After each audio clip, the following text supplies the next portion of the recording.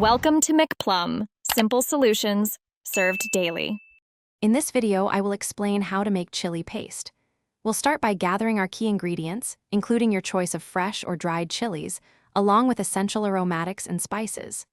Next, I'll guide you through the preparation steps, such as roasting or soaking, to get everything ready for blending. Then, we'll combine these elements into a smooth, consistent paste.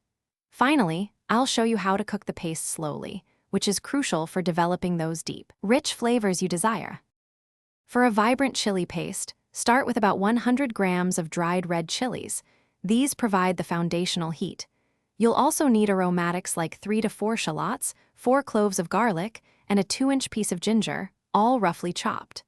Don't forget spices such as 1 tablespoon of coriander seeds and 1 teaspoon of cumin seeds, which add depth. If using dried chilies, soak them in hot water for about 20 minutes until they are soft and pliable, then drain them well.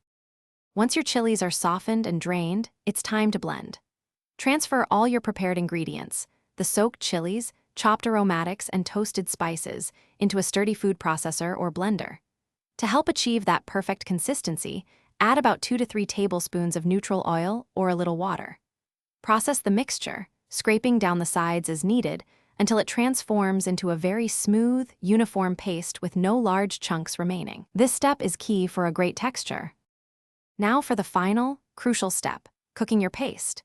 Heat about 2 tablespoons of neutral oil in a pan over medium-low heat. Add your blended chili paste and sauté it gently for 15 to 20 minutes. You'll want to stir constantly to prevent burning and ensure the flavors deepen beautifully. The paste will darken and become incredibly fragrant. Once cooled, transfer your homemade chili paste to an airtight container. It will keep fresh in the refrigerator for up to 2 weeks, ready for your next culinary adventure. Thanks for watching. Stay juicy and subscribe.